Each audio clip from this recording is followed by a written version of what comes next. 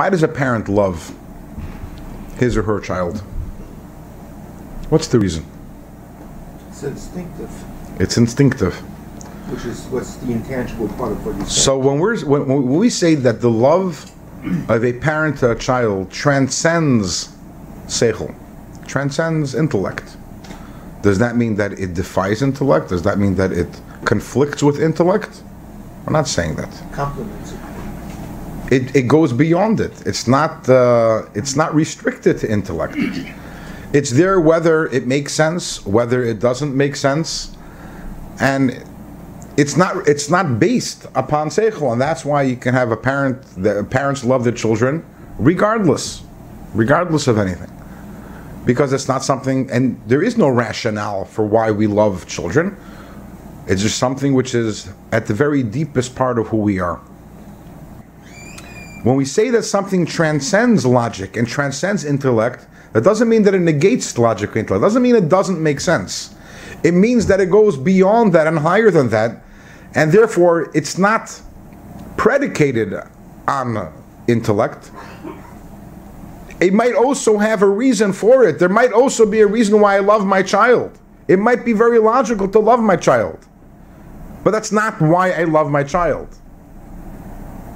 I love my child whether it makes sense, whether it doesn't make sense. It's just who I am. It's part of who I am.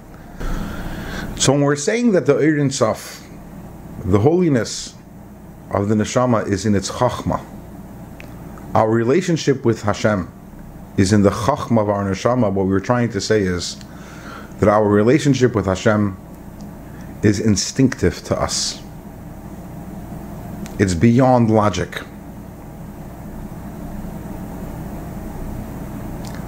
Of course, we cannot suffice with that instinct. And yes, it's important that we should have a relationship with Hashem also, that it should make sense to us and that it should be logical to us, because at the end of the day, it's not illogical. And that's a very important part of being a Yid, is that the relationship which I have with Hashem, which comes from the depths of my neshama, which is rooted in my chachma, should also be part of my bina, and part of my das, and part of my chesed, and part of my gevura, my love, and my fear, and my understanding. It shouldn't be despite my logic. My relationship with Hashem should not be, well, really, it doesn't make any sense to me, but it's instinctual. Our job is actually to make it that it should also make sense. But that's never the foundation of the relationship. The foundation of my relationship with Hashem is not what I understand. It goes much deeper than that. It's just something which by Yid is upgelegt. By Yid is something which is, it's the way it is, and it's not otherwise. And that is the connection with Hashem that comes from the essence of the soul.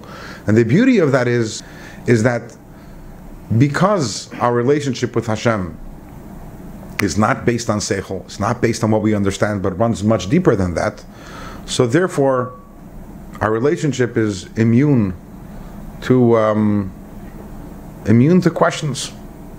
Not that we can't have questions. We can have questions. Moshe Rabbeinu had a question. Moshe Rabbeinu turns to Hashem and he wants to know, Lama hari yisa, lama zeh? And then the Gemara tells us that in Masechtas Brachos that Moshe turns to Hashem and says, I don't understand. Why is it, that Tzadik v'Toivlei and Rasha v'Ralei? Tzadik v'Ralei and Rasha v'Toivlei. Why is it that Tzadikim suffer? So Moshe Rabbeinu had questions. Did Moshe Rabbeinu have a problem with Emunah and Hashem? He spoke to Hashem face to face, as the Torah says. You can have questions, but as long as you understand and realize that your Yiddishkeit is beyond that, and your relationship with Hashem goes beyond that, so you can have questions. One day they'll get answered.